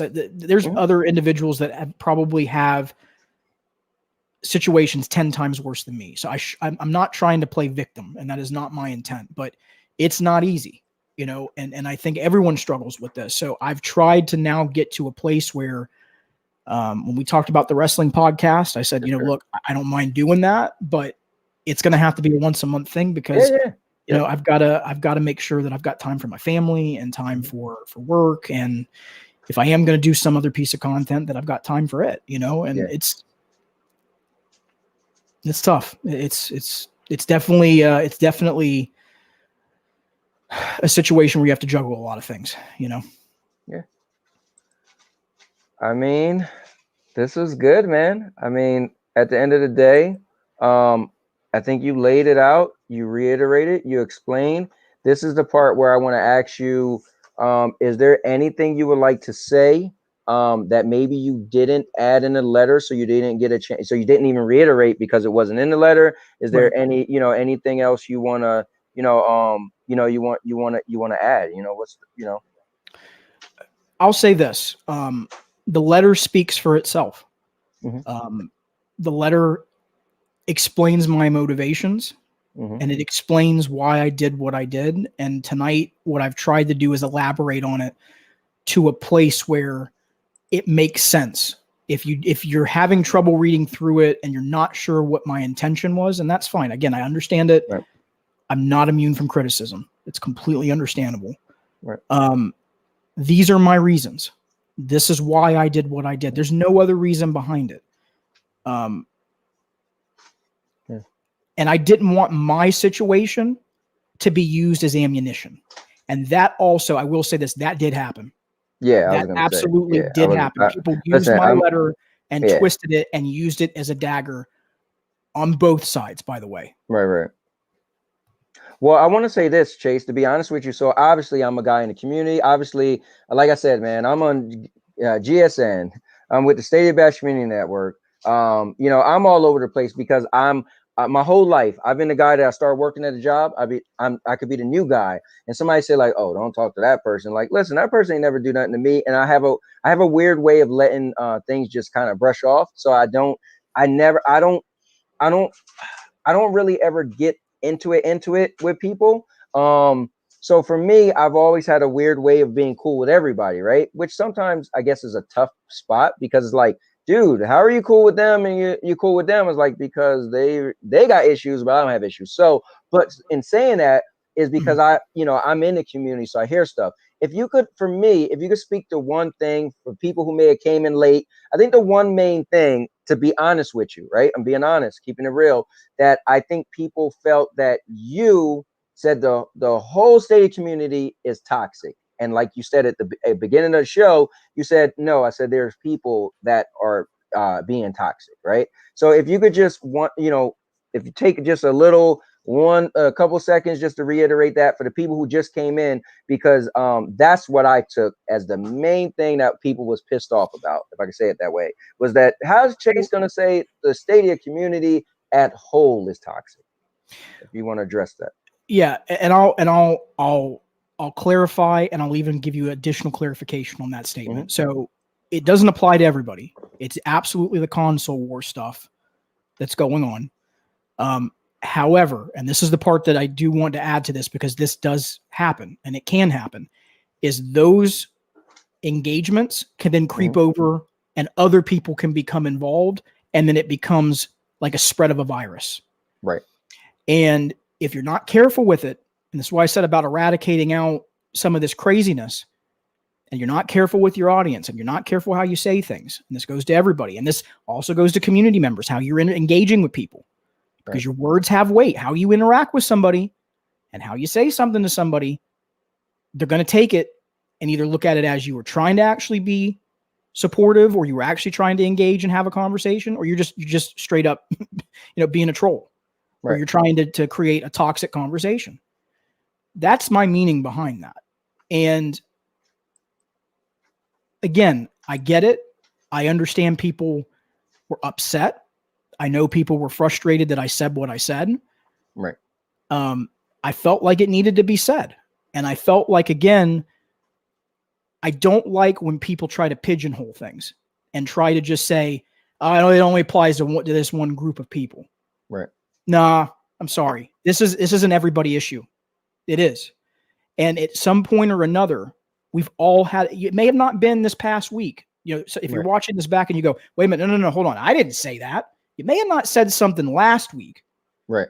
But did you ever say, again, really check your inventory. Have you ever been involved in that type of a conversation? Have you ever really said something that might fall into that? Because if you have, that's my point, is it applies to everybody. This whole year and a half buildup to the point we're at now happened because everyone had a part to play in it. Right. Content creators and community members. No one is exempt from it, and that includes me. And again, and what you're speaking on is we all had a part to play as far as being negative, as far as being whether you want to choose one thing or the over, whether you want to tell somebody they can't choose something over and over. Right. Yeah, and it's mostly been from, like I said, the part of where the console war stuff kind of creeps into this. But it's to sit here and say that it's an easy fix, or that it can be cured overnight, or that someone can just flip a switch and then it'll all be gone. That's not going to happen. Right. And there is one more thing that I will say. Yeah. And I said this to somebody else. I don't know that I said this to you, but and I'm trying to remember how I crafted this, but the amount of stuff that you see going on where everyone's had a part to play in it, where it's been perpetuated, right? It's grown to such an extent that even the people right now that perpetuated it, the console war stuff, right? There will come a point, and if I'm wrong, I'm wrong, but this is just my view on it. Yep. That you're going to get attacked by the very thing that you perpetuated. When you create something like this, you can't just put it back in the bottle. It doesn't work like that. When you magnify something like this and you allow it to fester and extend, you can't put it back in the bottle. And it's a sad truth to be saying out loud. Again, I'm sorry. But it's one that it's going to be the duty of the folks that are in the community to decide what type of community they want. And that's not up to any of us to decide. As content creators, we don't drive what the viewer and the listener decides what they want their community to be. Right. That's not my decision. That's no one's decision. That's the people that pay for the platform to decide. That's up to you all that are watching what you want it to be. I'm trying to look at the camera because I'm being serious when I say this. It's up to you all. It really is what you want it to be. So whatever you want it to be, make it that. Don't let anyone else tell you what it should or it shouldn't be. It's not our jobs. And if you want it to be, I hate to say this, but I'll just say it. If you want it to have that element where there's the banter back and forth and it gets to that point, then that's your choice. Right. You can allow it to be that. But if that's not what you want to be known as, if you want this to be the space where it's different than everywhere else, and that's how it started out. It was an amazing oasis. It really was. Yeah. Where everyone had different mindsets about gaming and came from different backgrounds and gamed different ways over the years, but all had this appreciation for everyone just likes the games. Where everything went sour is when you had both, again, different types of content creation going on that was either streaming or talk show related. Right. And then you had the community side of it that maybe was, again, either more positive or negative. Then you saw the split happen, and then it really went off the rails. And the SG&E piece, you said it's a meteor. Whew, yeah. I would tell you the meteor already happened. That's just the fallout from the volcano, man. Gotcha. It's just, it's a continued, the meteor already struck, and you know, you have like the aftershocks and the earthquakes. Yeah. This is just a continuation of what was already there. This is nothing. I'm telling you, this is nothing new from the amount of time that I've been involved around the community. This is nothing new. This has been going on for a while. Yeah, that stuff, for me, I guess, so you know what, everybody has a perspective. And for me, I guess, like, I don't want to call myself a new guy, but kind of a new guy. Like, listen, it's been a dream of mine. Like, who doesn't want to watch Hollywood, right? And then be able to meet, I don't know, Tom Cruise or somebody, right? And so just even talking to you, right? It's like I watched your content for a while, and I was like, oh, wow, this is cool. Like, my son, he has a saying. He was like, oh, you're getting into doing this stuff and gaming and blah, blah, blah. He was like, but you're still not doing nothing special. Like, what do you mean? I'm on Stadia Source. Like, that ain't nothing. I'm like, all right, well, it's an episode with Bill from Stadia Cast is on there. He's like one of the top guys. So that ain't nothing. You're on Stadia Source thing. Like, okay, well, I'm doing a Stadia Bash Community Network. Lloyd was on there. This kind of like my thing, but that ain't nothing. So then the other day I had Clive on. I'm like, yo, Clive was like one of my favorite people. I text my son, come in the room. He come in the room. I was like, listen, he's on my show. He's like, all right. So it's, for me, it's been a dream for me to talk to you guys and be with you guys. And now some people are looking at me like, oh, it's the Cowboy. So I feel like it's like trying to be on TV, right? To be an actor and be, I don't want to say in the spotlight, but it is in the spotlight. Again, like you said, you don't want that. But some people, I would be lying if I didn't say like, man, it feels kind of cool.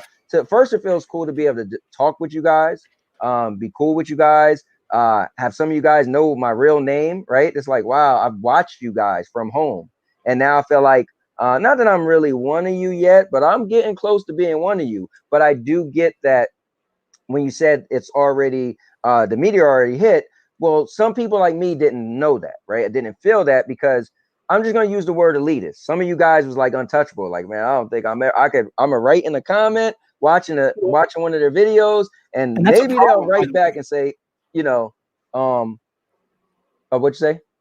That's a problem, by the way. You shouldn't feel like that. Right. You shouldn't feel like anybody that's doing content is better than the next person. And the moment it feels like that, there's a problem. Well, and that's why I said last year you did have some of the elements. I won't say better, right? Because better, you have to dissect that, right? Better is a perspective. Better is, do I like gaming advocacy? Well, Chase is the only person I know that's really doing it, so he's the best, right? Do I think Clive is a funny guy? Do I think Brian production values is good? Because Rock production value when he, better. So I'm not saying better. What I'm saying is feeling like people that was untouchable is real. Like I'm probably never gonna talk to Tom Cruise, or my favorite singer is Celine Dion.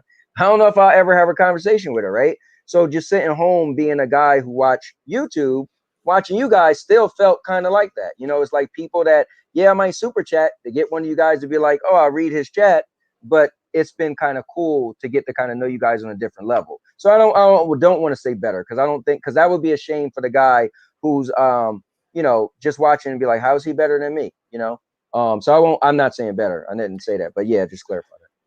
Yeah, there is one other thing I did want to mention, and you'd asked me before about I'm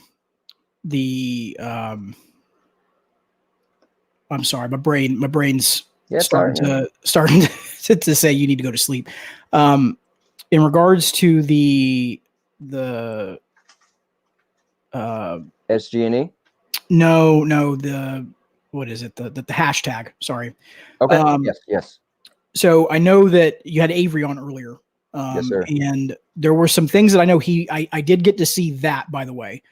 That statement later on Saturday. And there were some parts of it where, when I read it, I went, there's some points that he's making here that he's bringing some awareness to some things. Right. And in doing that at the end, I know he name dropped me a little bit. It was kind of passing. Recently, a content creator left that's beloved and all this. And again, that's why I tried to lead off by saying, please don't put me on a pedestal. But it's this constant fighting. And I think that thread, whether you agree with it completely or not, the point that's being made in some of this stuff is there's these constant elevations and these constant things that get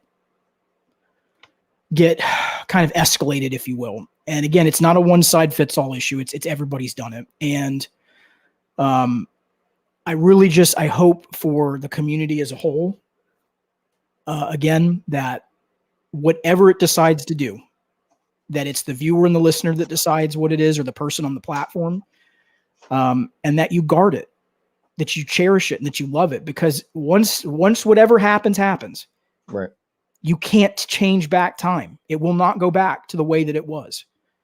It won't. I'm sorry. It's just, you've seen every other gaming community where once a toxic element makes its way in and it becomes a virus, it can't go back to the way that it was. And you can guard it. You can tell people, we do not tolerate this kind of behavior. You can make that clear. You can set expectations. But again, that's not for me to decide. That is for the folks that are on the platform to decide what they want of it. And again, I just felt the duty, because I realized, I was thinking through my head that I did see that one part. And if I didn't mention that, then I wouldn't be being authentic. And that there were some parts in there that I thought he was bringing some good awareness to, that talks to the larger issue of there's these constant escalations going on back and forth. Yeah. And sometimes when you do something, you don't realize that the perception of how it's going to come across to somebody else, it's going to give the wrong perception. And it's going to come across as that, even if that wasn't your intent. And again, we can't judge people's hearts. We don't know what their intent is. And I don't know, maybe you can inform me here. I don't know if people have spoke on this sense to say what their intent is or isn't. I don't know what it is. Right. But it's, to your point earlier, it's about intention. It's about what is your intent behind it. So you have to take people at face value unless they prove you otherwise. Or they proved you otherwise that they shouldn't be taken at face value. There you go. Yeah. Well, I think what you did is great, because you definitely challenged me. You challenged me twice. When we talked behind the scenes, you said, words is important and your meanings is important. So I said, for me, going forward, because again, I like entertainment, right? I like stirring the pot a little bit just for entertainment values. However, if I don't make it clear, like you said, I'm sending anybody could take what I say and run with it, and that's going to fall back on me. And then second thing you did, which was awesome, you challenged I'm going to take that too, but the community to say, hey, we don't tolerate that here. Two people are going on and back and forth. It's on the people in the community to step in and say, hey, what do you want this to turn into? What are you guys arguing about? And we should take that upon ourselves. I shout out Ray. real quick. I see he's in here. He said it's funny because my wife bought me my Red Lobster for my birthday this tomorrow, but I didn't eat yet. But it's all good. So he's trying to be funny. But he said you know, he's always trying to be a peacekeeper, right? And he said some people don't like me because I'm too nice. I said, man, where's your balls at? He said, dude, that's for you, but that's not for me. I'm not the guy that's gonna be like, you know, calling people out or doing whatever. I'd rather be like, hey guys, calm down. And that's really what we need. We're a small community. We're growing. Stadia's getting bigger and bigger. You know, there's more people coming to the platform. Man, I could count so many people who's bought the Marvel Avengers game on Stadia where I was the only person playing. And it's just showing, it's growing, right? And like you said, we already know PlayStation, Xbox, super toxic, right? It gets like that because they're juggernauts, they're big. And if as we get bigger, should Stadia choose to live, we're going to become that if we don't stop today, period. And try to do what you said, you know, hold ourselves accountable and challenge each other to make this a better place, you know. I can't say if people will do that or not do that. I mean, that's something that the community has to decide. But I think at the end of the day, you have to look inward and say, what do I want? And it's really not up to any of us here. It's not up to me. It's not up to you. It's not up to Eddie. I love Eddie to death. He's probably going to kill me later for mentioning his name, but I'm just using him as an example. Right. It's not up for any of us to make a decision for people. It's folks to make their own decisions and decide what they want. And whatever they want, that's fine. Sadly, what has happened, though, like I said just a moment ago, because I wanted to be authentic about that other piece that I mentioned, is that in something being announced or in something being brought forward, or even if it's challenging something, out of that, there's perceptions that come out of it.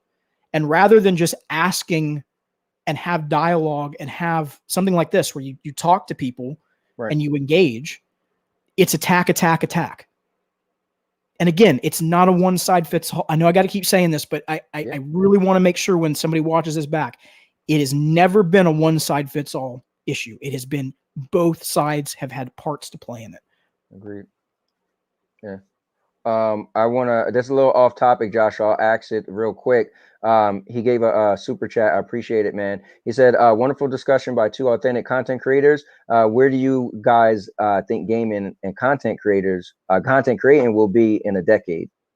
I don't know, man. I think that honestly, I think the same thing's going to happen. You're going to have new platforms are going to become old. They're going to have new platforms, and it's just going to be a cycle. Humans are we're who we are. So everything we're doing right now, chances are there's going to be a new something that something that's being created right now is going to be a new platform, and literally the same thing's going to happen. You have people who are going to jump in, people are going to love it, people are going to be idolized, and people are going to, you know, it is what it is. I mean, that's my take on it. I don't see too much changing because people are people. What do you say on that real quick, Chase?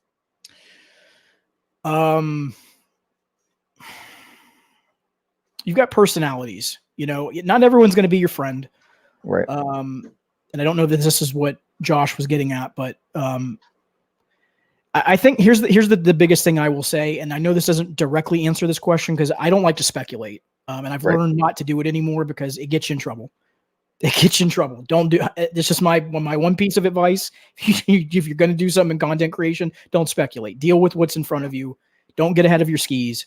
Deal what's in front of you. That's the best piece of advice there. But to this is do what makes you happy. Don't listen. An audience is going to tune in to like what you do, or they're not going to tune in at all. And whether you have 5 people watching or you have 100 people watching, you've got to be happy at the end of the day.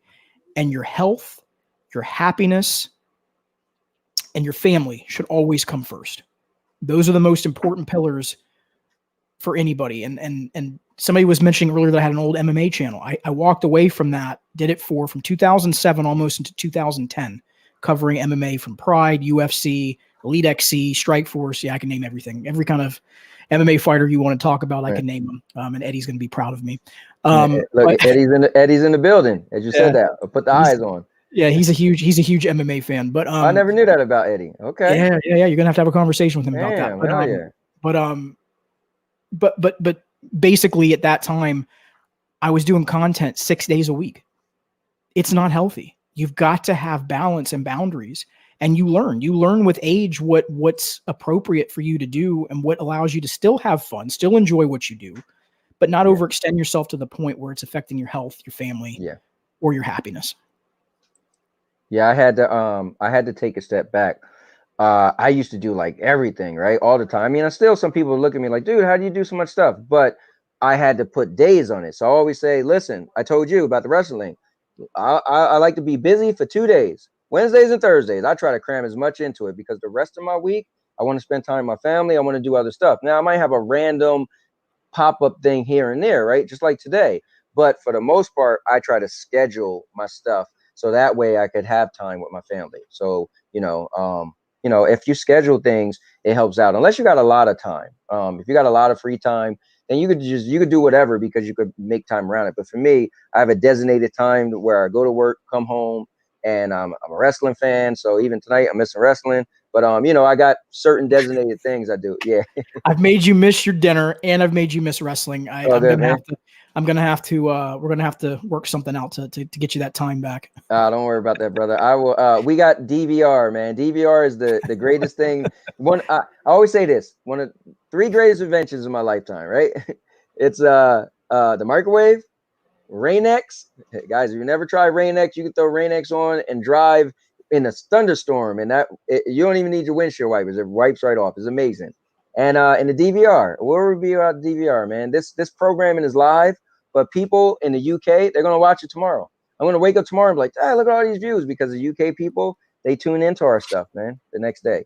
But anyways, but yeah, you're right, man. Finding that time and that balance is definitely the key, with all the stuff we do. What I want to say though to you, Chase, is I commend you for just when I seen you put out the letter and then you just still continued to do your stuff.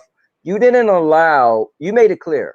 I'm walking away from what's bothering me, but you guys ain't gonna take away from me what I like to do.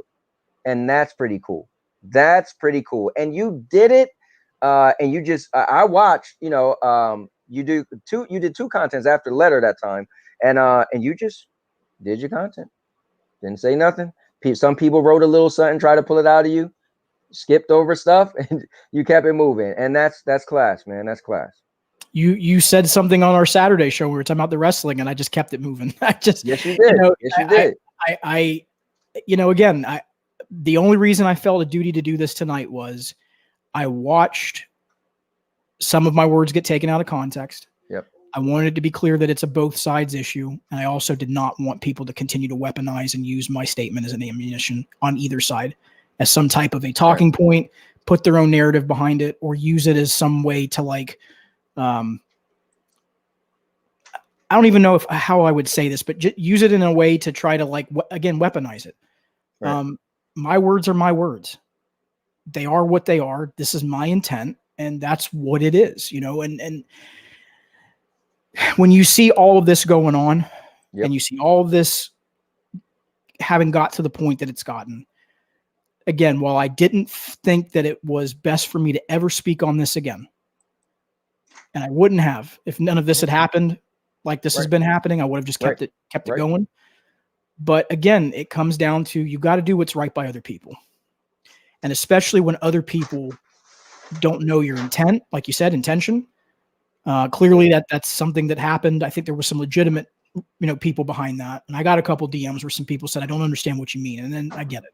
Yeah. But then there was the other where it was clearly taken out of context. And I have a duty to everybody that's here watching and listening to make sure that when you look at that and you read it, you understand that that's from a man that's decided that he can't handle this anymore. He can't tackle this anymore. And from his own personal standpoint, from his own ethical standards, his own integrity, he can't be involved in some of the stuff that's going on. And if you take offense to that, I apologize to you. I'm sorry that you feel that way. I can't affect your decision about me. I can only affect my own behavior and my own choices. And I have to do what I believe is right at the end of the day. And this is the right decision. I stand by it 100%. I wouldn't change this decision, even in hindsight. Like if I look back on this 3 months from now and go, was that the right move? No, it was. because of some of the stuff that's going on. And hopefully my real gut hope, and I know we're going really long here, and I promise I'll shut up after this. My real gut hope, I love Stadia. For those of you that haven't heard me say that, because I don't often talk about my use case, I love Stadia. Awesome. I really love the platform. I really do. I use it every evening. I play Outcasters every night, basically. Even though there's no players in the lobbies, that's completely separate conversation. But I still play it, right? I still jump on and play FIFA, at least a match or two every weekend. I'm still on the platform. I love it for what it is. Right. That's not going to change. That won't change. That won't change. And to you all that are watching right now and that you watch this back, and even to just an audience in general, I can understand your frustration with people deciding that they're breaking things down and saying, hey, we want better from something. Right. And on the same side of it, the people that want better being frustrated, people that you feel like, hey, they don't really call out the things that need to be criticized. But at the end of the day, you have to do what's right for you, not what someone else says to you. Do your own research. You hear me say this in my content all the time. Do your own research. Don't just rely on the statements from myself. And I genuinely mean this. Don't just come to my channel and take me at face value. Vet, research. Right. Look at things. Do your own research. Find what fits your use case. Because at the end of the day, it's about you being happy with whatever you want to do. And I'm happy with Stadia. I'm happy for my own use case, but I have a duty for the content that I do to ensure that I help people and that I keep it balanced. And there's times that I'm critical to them, but it's from a place of I'm provoking thought, and I want there to be a point there of saying companies should never stand still. They can always do better. Even in the moments where they're doing things 90% right, there's 10% there that maybe they could do better by your dollar. Yeah. And that's what it comes down to for me is trying to help that conversation and let the viewer and listener decide if it matters to them. And that's my final statement on it. That's awesome, man. All right. Well, listen, thank you so much for coming on. I appreciate it, man. Man, when I read your DM, I was like, wait, what? What? And I was just like, I know what's going on in the community. So me personally, it meant a lot for you to say, listen, I just want to speak out, say my piece, and for you to, ask me to allow you to do it on my channel, man. You'll never know how much that means to me, and that's pretty cool. I look forward to the content we're going to do together. And Mr. Josh gave you a good shout out. He said, thanks. That was a great answer, by the way, earlier. Also, he did a super chat. He said, an abundance of wisdom from the gaming advocate. Always do your own research. Thank you. Yeah, man. It's just a principle, Josh. It's all about, at the end of the day, not having someone feel like they go over to a channel, because there's a lot of people out there, and this is no disrespect. I'm sorry, I'm saying one more thing, but this is no disrespect to anybody else, but there are a lot of channels out there, folks, and I'm not saying that it's necessarily within the Stadia community. I'm talking just in general across the gaming landscape, that they are not doing right by consumers. They are forcing purchasing preferences, and a lot of times it's because they might have a sponsorship. They've got to push an IBM product, or they've got to push a Dell product. They're not talking about it from a balanced place. And that has always bothered me when you go over to some of these tech channels that not everybody does it this way. There's a lot of really good people that actually do breakdowns of stuff and really, really break things down and don't just focus on it because they have an agenda behind it. But there are some out there that they don't do it from that lens. And that's always been heartbreaking to me, because it's not about you. You don't realize the impact you have on people. Someone could go out and buy that IBM machine that you just told them was great. They get it back to their house, and it could be like me when I was in my 20s. Right. It was the worst purchasing decision I ever made. And it still is to this day. That PC is literally the worst purchasing decision I have ever made in my life. Wow. Ever. Haunts me to this day. Haunts me to this day. Oh, man. And well, Chase, my man, this was awesome. Guys, you're going to see us again on Wednesday.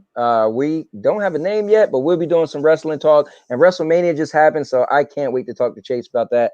Chase, is there any last thing you want to say, man? No, just I love everybody. I know, again, somebody might have viewed what I've said over the past few days as criticism. Friendships and friends and anything in life. I'm going to try to keep this short, I promise. Good friends, this is just an analogy, and it's something else my dad always told me, is good friends stick through in the good times and the bad times. Good friends aren't yes men. Good friends challenge one another, and they ask for better of each other. And I'm not saying that towards any specific person. I'm just using this as an analogy. Please don't read into this, because someone's going to go, you're talking about somebody. No, I'm not. I'm just using it as an analogy. You always want, at the end of the day, the best for anything. And sometimes you have to speak something out, and you have to say it. And you might have someone upset at you for a little bit, but I always look at it as, I'm trying to be that good friend. I'm trying to be the person that I'm not just going to sit there and go, hey, you did make that mistake, and then walk away from it and not tell them. And then they walk into that mistake a second time. Right. How are you a good friend or a good steward then? You didn't help them, So that's my philosophy. That's awesome, man. I mean, that's a great way to end it. That's awesome advice. Nobody could counter that, man, because that's great. And that's what's going to make the community better. All right, guys. Well, thank you for tuning in. I appreciate it. Guys, this is Chase, the gaming advocate. Chase, could you let the people know where they could find you, what time you'll be doing your content, anything, Well, I mean, you only find me one day a week primarily, unless there's some kind of, big news item that deserves to get, a special live stream, which I sometimes do. Yep. But Saturday mornings, 9 a.m. EDT, over on the Gaming Advocate YouTube channel. It now has an official The Gaming Advocate after it. So youtube.com/The Gaming Advocate. It's just a laid back conversation. People bring out their coffee, their favorite breakfast items. Sometimes over in the UK, I know a lot of my viewers they bring a snack, or they bring a beverage or a mixed drink. Whatever you want to do, that's fine. But it's just an open conversation. It's a laid back conversation about gaming news, cloud gaming news. And this Saturday, I'm actually going to have on Kiefer. Really? He's been very, very passionate over the past. Yeah, he is.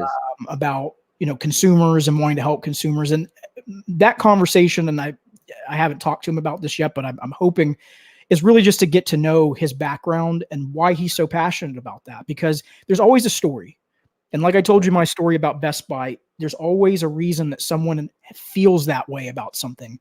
And I'm just really curious to see what that motivation is, because again, that helps you understand that person and understand where they're coming from with their content and why they're so passionate about it. So I really just want to kind of dive into that with him. And I do think it's going to be a really good conversation. So you heard it here. Make sure you check out Chase this Saturday, 9 a.m. Eastern time. I just put his link in the chat. I pinned it as well, so you can scroll up to the top. If you miss it, make sure you check him out. He's an awesome guy. What his channel stands for, like I said, you can't find it. Do you real quick, you want to tell them about the podcast coming? So you're talking about on Wednesday? The Waypoint?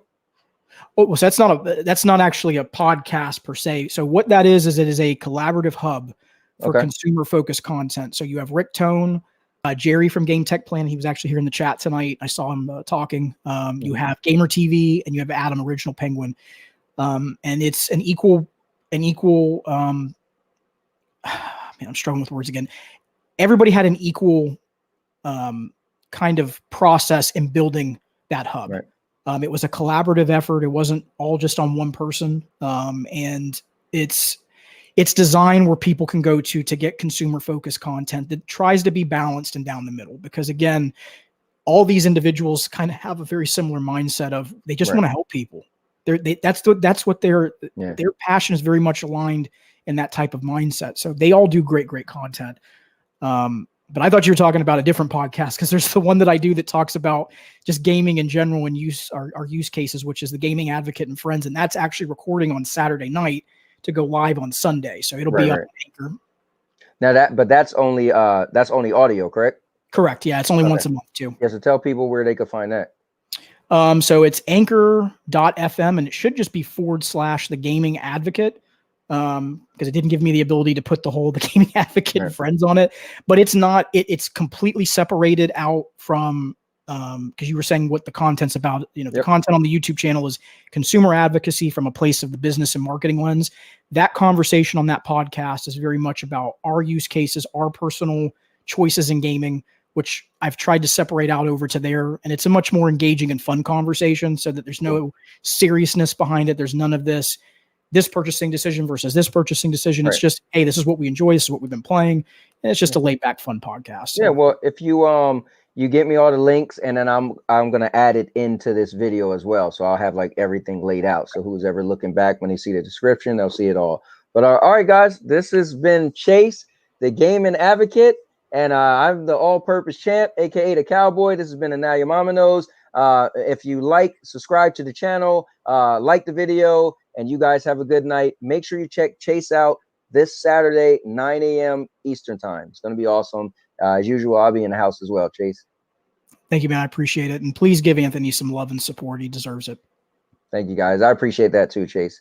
All right, guys, have a good night. And Now Your Mama Knows.